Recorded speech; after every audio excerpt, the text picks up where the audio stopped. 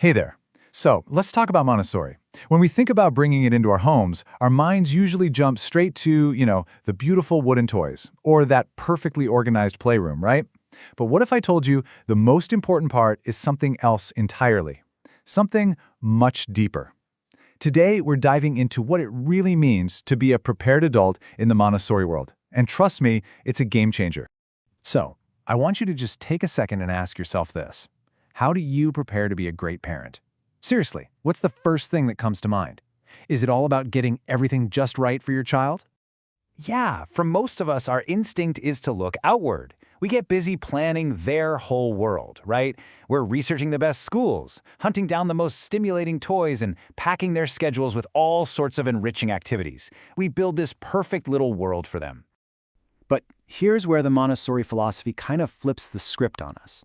It suggests that all that external stuff, while great, isn't the most important preparation. The most crucial work, well, it actually has almost nothing to do with the child's world at all. Instead, it's the work we do on ourselves. It's all about that inner journey, the self-reflection, the personal growth, even the healing that we have to do as adults. That right there is the real foundation of a Montessori home. Okay, so how do we actually make that shift? It's a big one, right? Let's get into what it looks like to move from focusing on their world to preparing our own. And look, this isn't some new age idea. This comes directly from Dr. Maria Montessori herself. She called it the fundamental, essential step. She knew way back then that if we really want to serve our children well, the adult has to be willing to change first. So the big question becomes, where do we even start with that kind of transformation? Well, it all starts with a concept that sounds super simple, but man, can it be hard to actually do. And that is taking care of ourselves first.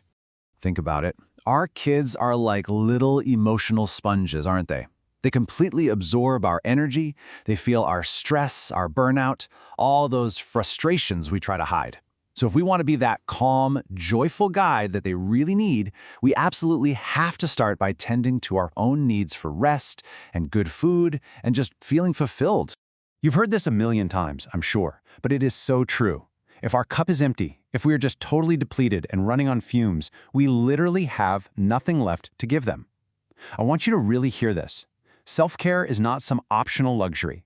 It is the absolute bedrock of being a compassionate and effective parent.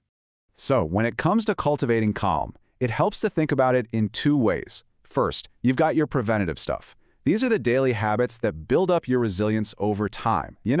Things like meditating, eating well, actually getting to bed on time.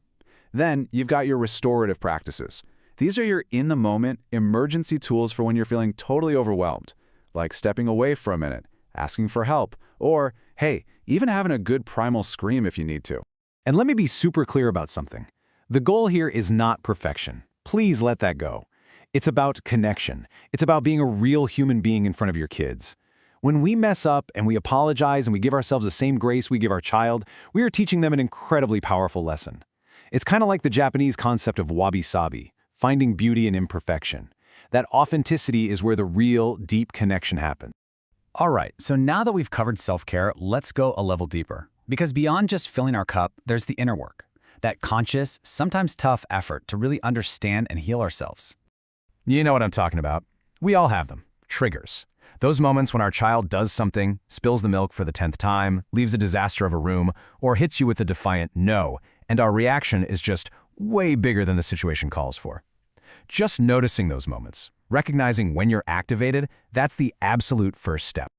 Okay, so what do you do when you feel that trigger go off? There's this really cool technique called beanbag releasing. And instead of getting caught up in the story of why you're so mad, you just turn your attention inside your body. You find where that feeling lives. Is it a tight knot in your stomach, a hot feeling in your chest? And then you just watch it. You get curious about it without judging it, and you just keep observing it until you feel it start to melt away. It sounds simple, but it's incredibly powerful. Another huge piece of this inner work is all about healthy boundaries. I love how the therapist Nedra Glover-Tawwab puts it. They're just expectations and needs that help you feel safe and comfortable in your relationships. See, boundaries aren't about pushing people away. They're about creating respect so that your home can be a peaceful place where everyone, and that includes you, feels seen and heard. And here's the really amazing part. When we actually commit to this inner work, filling our own cup, dealing with our triggers, our whole approach to parenting just transforms. We naturally start moving from a place of trust and, believe it or not, actual joy. We stop being the micromanager of our child's life, and we become their guide instead. It means letting go of our own timelines and our own picture of who they should be, and just trusting their unique path. We're not dragging them along from the front anymore, we're walking right beside them. And you know what? When you're in that space of trust, you start finding joy everywhere. Not just in the big, flashy milestones, but in all the little things. The way their face lights up when they see a cool bug.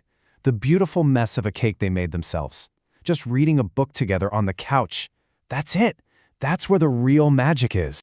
So, when you boil it all down, all of this work, the work on ourselves, the environment we create, it's all for one big reason: to get them ready to fly the nest and soar on their own.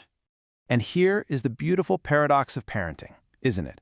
The stronger and deeper we make their roots, the more connected and safe they feel with us, the more confident they'll be to spread their wings and fly away. That secure connection we build is literally the launchpad for their independence. And as they get older, believe me, their world is going to shake, there will be big feelings, epic meltdowns, and all kinds of crises. Our job isn't to swoop in and fix everything. Our job is to be their rock, that calm, steady presence in the middle of their storm. A funny little tip? Sometimes it helps to imagine you're surrounded by a giant, fluffy marshmallow. It just kind of buffers their intense energy so you can respond calmly instead of reacting. So what does this whole letting go thing actually look like in real life? Well, it means letting them take small risks. It means letting them make mistakes. And, this is the hard part, letting them learn from those mistakes. It's trusting the other adults in their life, like teachers and coaches. And this is key. It's supervising, not abandoning. We're still their guide, but we have to remember the journey is ultimately theirs. Look, becoming a prepared adult isn't a checkbox you just tick off a list. It's not a destination. It's a lifelong journey of learning and growing and reflecting. So the only question left to ask is, what's your next step? What's one small thing you can do on your journey, starting today?